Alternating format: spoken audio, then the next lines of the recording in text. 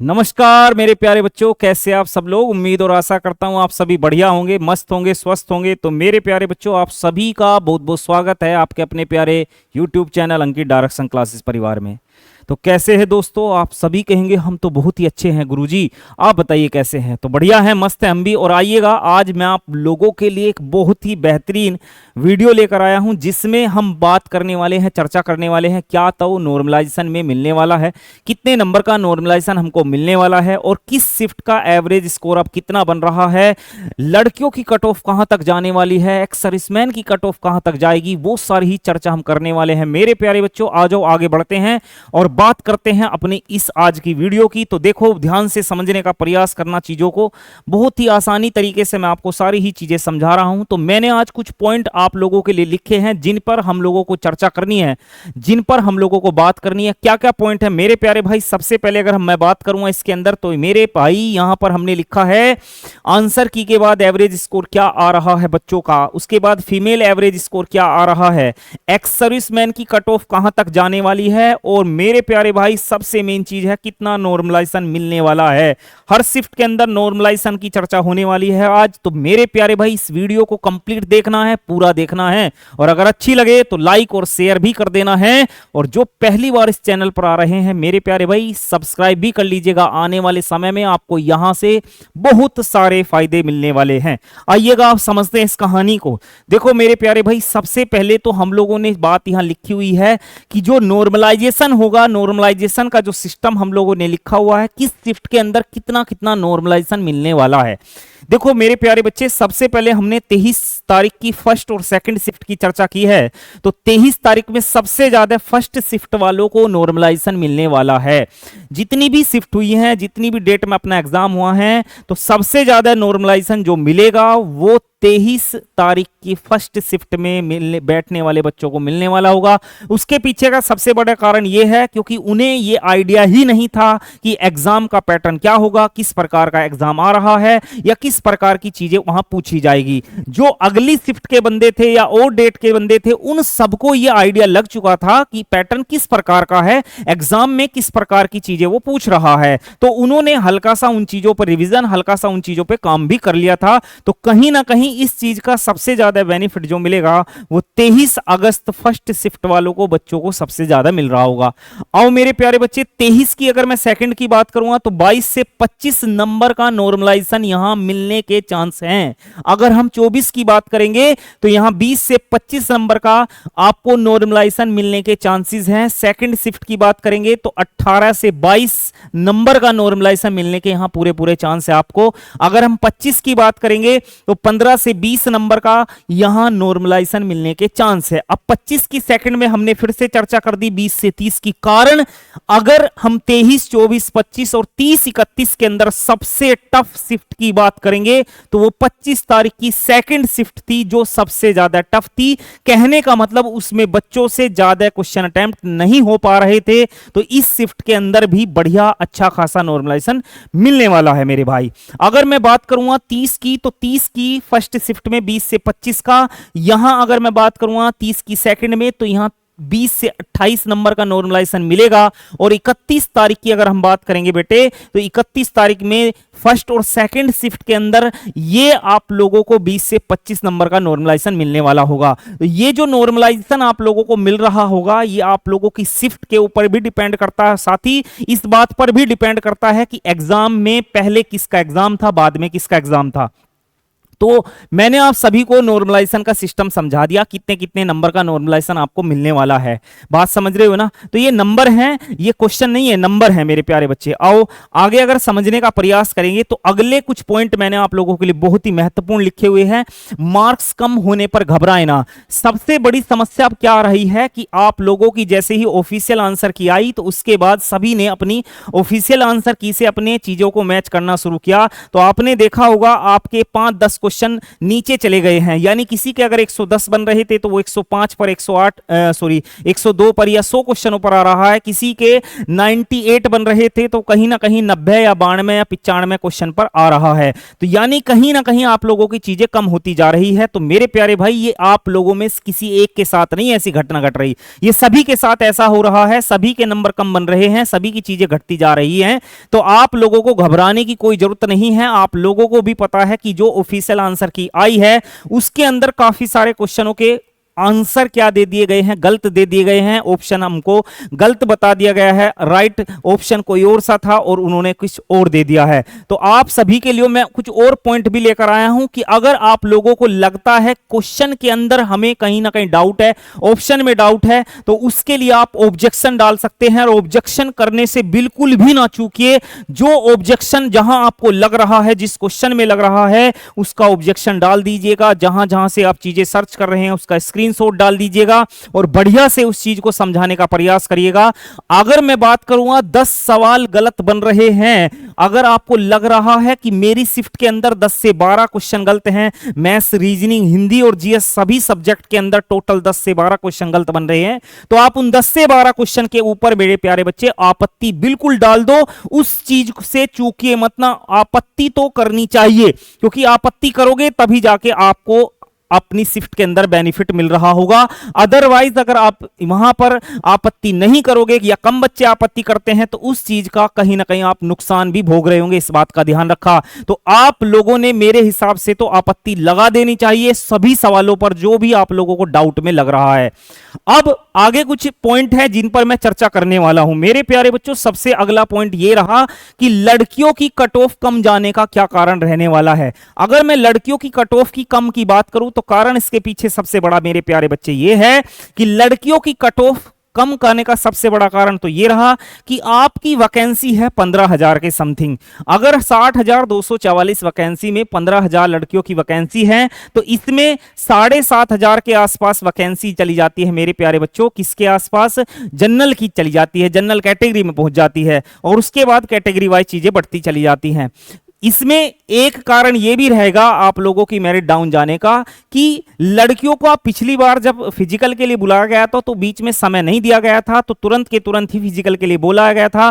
तो वहां क्या हुआ था मेरे भाई, जितनी लड़कियां फिजिकल के लिए आई थी उन सबसे फिजिकल नहीं बन पाया था। उसके बाद दोबारा से मेरिट डाउन करके नीचे लगाई गई और फिर से लड़कियों को बुलाया गया तो फिर से भी आप लोगों के वहां चीजें कंप्लीट नहीं हुई। उसके बाद फिर से डाउन करके लगाई गई मेरिट। तो यहां भी ऐसा होने के पूरे पूरे चांस हैं। इसलिए मैं आप लोगों से फिर कह रहा हूं, जिसको भी लगता है मेरी चीजें थोड़ी सी भी सही हैं वो अपना फिजिकल लगाना शुरू कर दो। तो मेरे भाई अगला पॉइंट मैंने ये लिखा है, एक्स सर्विसमैन को क्या करना चाहिए। एक्स सर्विसमैन को अब इस समय केवल और केवल और केवल और केवल फिजिकल लगाना चाहिए मेरे प्यारे बच्चे। फिजिकल की तैयारी करनी चाहिए और कुछ सोचो ही मत ना आप।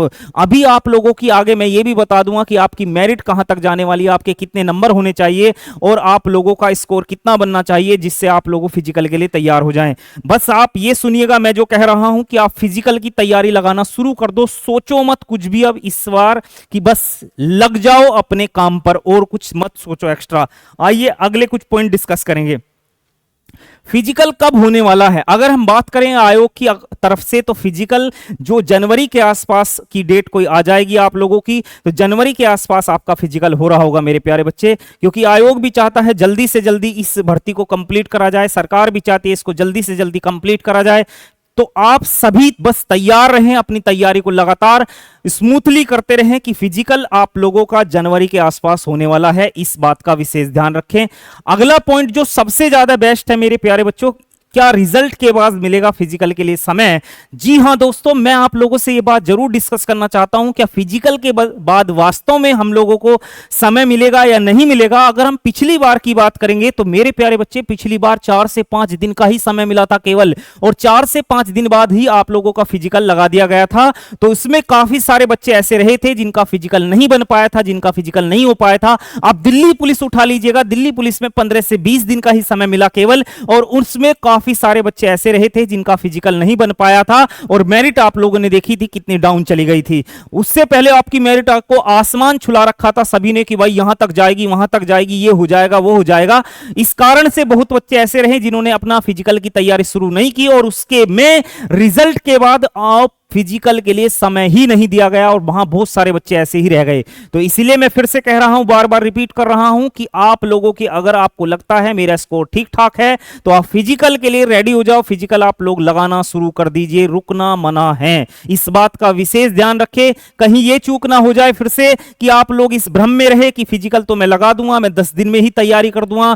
मेरे भाई हमेशा याद रखना, तैराक ही डूबते हैं, जो तैराकी जानते हैं वही डूबते हैं, जो उससे तैराकी नहीं जानते वो तो अपना धीरे धीरे लगे रहते हैं। इसलिए फिर कह रहा हूं कि अगर आपको लगता है मेरा स्कोर ठीक ठाक है तो फिजिकल के लिए आप काम करना शुरू कर दीजिएगा। अगला पॉइंट अगर हम डिस्कस करेंगे मेरे प्यारे बच्चे, सबसे ज्यादा इंपॉर्टेंट अब जो मैं आपके साथ में डिस्कस करने जा रहा हूं पॉइंट, वो आज के पॉइंट ये है। अगर हम बात करेंगे अब एवरेज स्कोर क्या बन रहा है बच्चों का, अब जो आप लोगों की आंसर की आई है उस आंसर की के बाद आप सभी के जो नॉर्मलाइजेशन के बाद की बात है वो बाद की होगी। फिलहाल अगर हम बात करेंगे अब बच्चों का क्या स्कोर आ रहा है, अगर हम बात करेंगे 23 की फर्स्ट शिफ्ट के अंदर 185 से 190 के आसपास इनका एवरेज स्कोर बन रहा है मेरे भाई। अब आप लोग अगर किसी से पूछते हो तो अब 90 के आसपास घूमता नजर आ रहा है। उससे पहले अगर आप ऑफिशियल आंसर की आने से पहले की बात करेंगे तो उसमें उसके 110 कहां जा रहे हैं भाई, 100 प्लस जा रहे हैं। तो आप लोगों को अब 100 प्लस वालों की संख्या घटती नजर आ रही होगी, तो कहीं ना कहीं अब 90 के आसपास वालों की संख्या बढ़ती नजर आ रही होगी।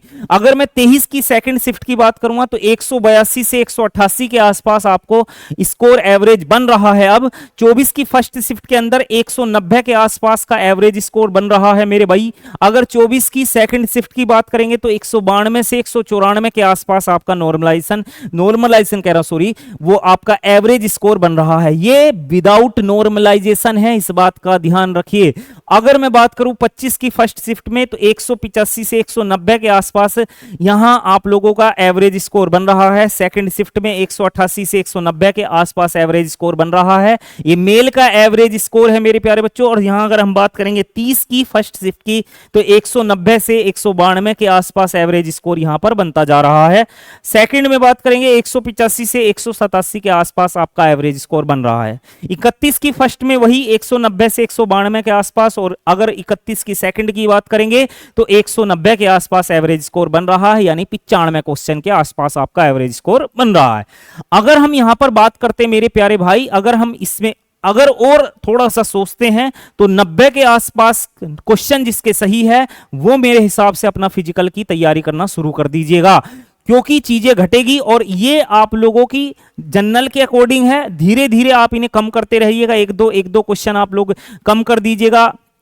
ओबीसी के लिए, एससी के लिए आप 4-5 क्वेश्चन कम कर दीजिएगा, एसटी के लिए और कम कर दीजिएगा। ये मैंने आप लोगों को जो डाटा समझाया है एक जनरल कैटेगरी के बंदे के अकॉर्डिंग समझाया है मेरे प्यारे बच्चों। अगर मैं बात करूंगा यहाँ फीमेल की बात करते हैं एवरेज स्कोर की, तो यहाँ अगर हम बात करेंगे फर्स्ट शिफ्ट में 23 की फर्स्ट में फीमेल का एवरेज स्कोर जो अब बन रहा है वो 170 से 175 को मतलब मार्क्स का बन रहा है। 170 से 175 मार्क्स का यहाँ पर चीजें आ रही है। अगर सेकंड की बात करेंगे तो 170 मार्क्स का बन रहा है। 24 की बात करेंगे तो 172 से 175 एवरेज स्कोर बन रहा है लड़कियों का, अगर फीमेल की बात कर रहे हैं हम। और यहां 24 की सेकंड की बात करते हैं तो 175 से 177। 25 की फर्स्ट शिफ्ट में लड़कियों का एवरेज स्कोर 172 से 175 बन रहा है। और अगर सेकंड की बात करेंगे तो 170 के आसपास भी यहां पर चीजें आ रही है। अगर हम 30 की बात करेंगे तो 175 के आसपास चीजें चल रही हैं। और अगर हम बात करेंगे 30 की सेकंड की तो 170 से 172 के आसपास एवरेज स्कोर चल रहा है। और अगर हम बात करेंगे 31 की फर्स्ट शिफ्ट में तो 175 के आसपास एवरेज स्कोर बन रहा है मेरे प्यारे भाई। और 31 की सेकंड शिफ्ट की अगर हम बात करते हैं तो 172 के आसपास आपका एवरेज स्कोर बन रहा है लड़कियों का, फीमेल का।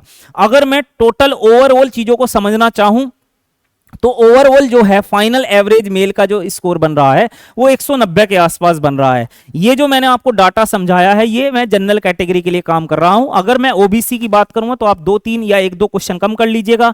अगर मैं एससी की बात करूंगा तो 4-5 क्वेश्चन नीचे चले जाइएगा। अगर मैं एसटी की बात करूं तो और नीचे कम कर दीजिएगा। मेरी बात को समझने का प्रयास करना। अगर मैं फाइनल एवरेज फीमेल की बात करूंगा तो 175 के आसपास एवरेज स्कोर लड़कियों में बन रहा है मेरे भाई। ये डाटा हम लोगों ने ऑफलाइन वाले बच्चों के अकॉर्डिंग ही समझा, देखा, बनाया है और चीजों को बहुत ही गहराई से समझा, उसके बाद ही मैं चीजों को आपके सामने लेकर आया हूं।